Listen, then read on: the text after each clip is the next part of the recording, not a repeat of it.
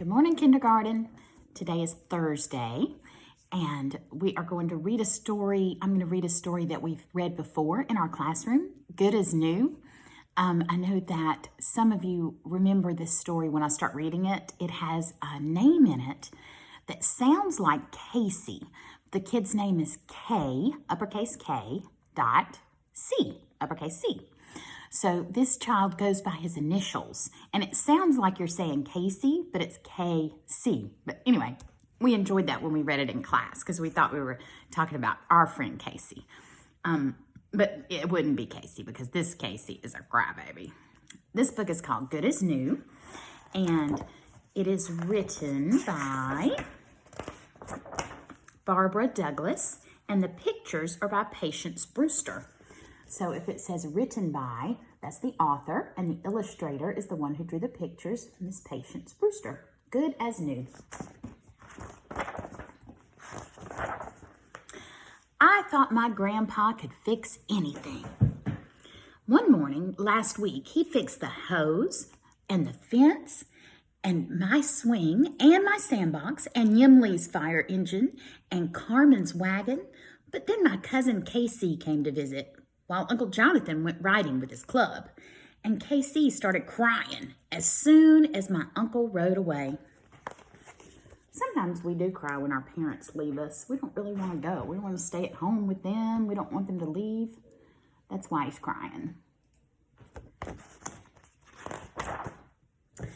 Nobody could make him happy, not even Grandpa, because the only thing Casey wanted was my bear.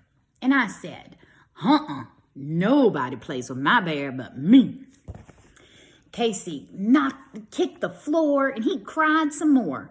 And Mom said, Grady, that must be his name, Grady.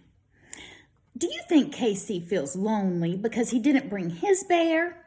Then Dad said, do you think he might feel better, son, if you just let him hold your bear? I don't think his parents like all that noise either. Grandpa didn't say anything, and Casey cried even harder. But Yimley and Carmen grabbed their toys and went home. Grandpa grabbed his hat and went out for a walk. And before I could say, okay, you can hold him, Casey grabbed my bear, and he didn't just hold him.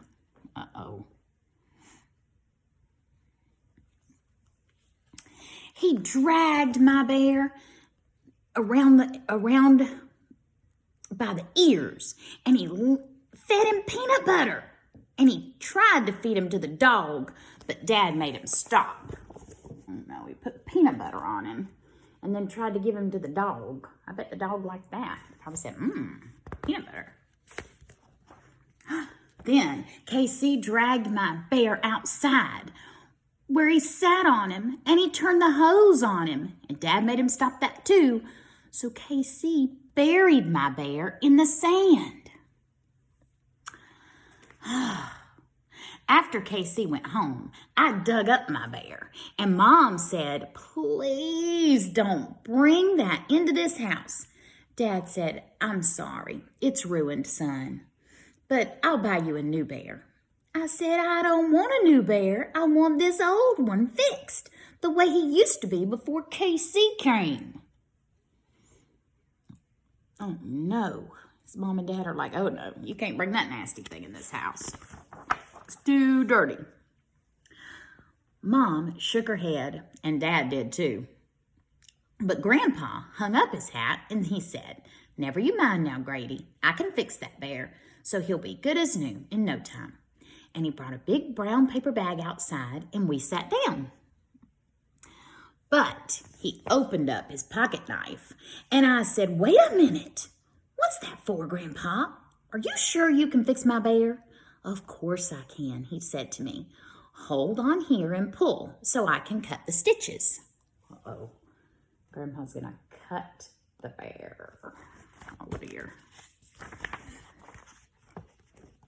I held on, and I pulled, but I didn't want to watch because Grandpa opened up my bear, and then he started pulling out the stuffings. My bear's stomach went flat, the way it feels when I'm hungry. His arms and legs wrinkled up.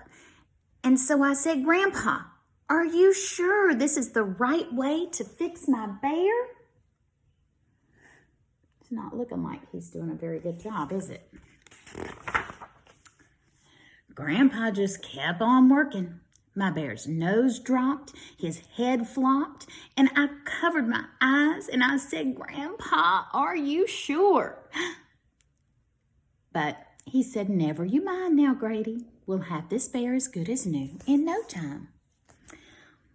In the kitchen, we made a sink full of suds, and Grandpa scrubbed my bear. First, he scrubbed the stomach, then the arms and the legs and the neck and the nose, and he even scrubbed the ears.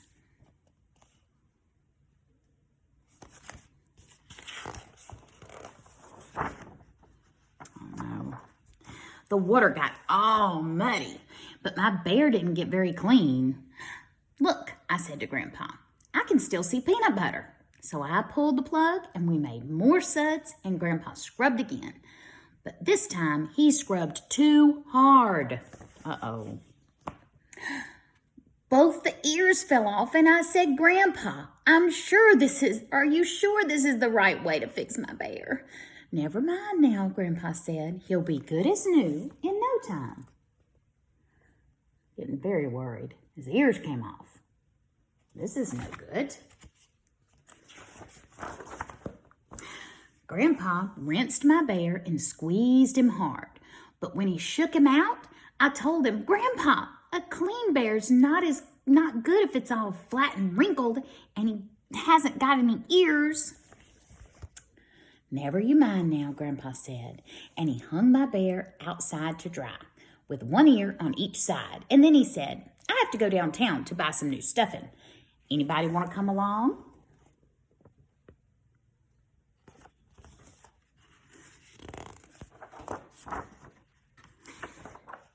I did. We rode the bus all the way to the hobby shop. He must live in a big city if he's riding a bus somewhere. While Grandpa brought the stuffing, I saved his place in the popcorn line. I think it's cool. I bet some of you can read that word, popcorn. I know you can read pop, P-O-P, P-O-P. By the time we came back home again, my bear and his ears were dry, but he was still all flat and broken. I said, Grandpa, are you sure? But I guess you know what Grandpa said. So we sat down and outside again, and Grandpa filled my bear with new fluffy stuffing. He put about 100 hunks of stuffing in the arms, and he put about 100 hunks of stuffing in the legs, and he put about 100 hunks of stuffing in the head and the nose and in the neck, but the stomach still looked hungry. So Grandpa kept on stuffing. I like watching him grow. It's getting bigger. Then I brought him a needle and thread and a thimble, and he sewed the back of my bear and said, there. But I said, wait a minute, Grandpa. He isn't dirty anymore, and he isn't flat or wrinkled, but he doesn't look as good without. Without what? Is something missing, my Grandpa asked. Never you mind, he said. I can fix that too. So he did. And then he said, there now, how does that look? Grandpa pretended like he didn't know that the ears were missing over here. He was pretending because he said, well, he's missing his. And this Grandpa said, what? He was joking with him. And then he put them on. And they were going to see Grady's going to try to joke with his granddaddy. He said, I turned my bear all around and carefully looked it over. Grandpa, I said at last, I thought you could fix anything, but this bear isn't good as new. Oh, there was a long silence, and Grandpa hung his head, kind of sad. It's better than new, I shouted, laughing, and I gave him a great big bear hug. Grandpa worked hard to fix that bit. Now, whenever KC comes to visit, Grandpa and I grab our hats and my bear, and we slip out the back. never minding. It's like I'm going for a walk. That Casey child's coming. Isn't that funny? Anyway, I hope you enjoyed today's story. I know that was a little longer than what we normally do. I hope you're taking care of yourself and washing your hands and doing everything that you're supposed to be doing. There is a big hunt, a scavenger hunt on Facebook at Rosa Taylor page. And if you find something pink outside or inside and you take a picture of it and put it on Facebook on our page, Miss Gilbert and Dr. Mayberry are looking for people to participate in a scavenger hunt for something pink today. So if you get a chance to do that, please do.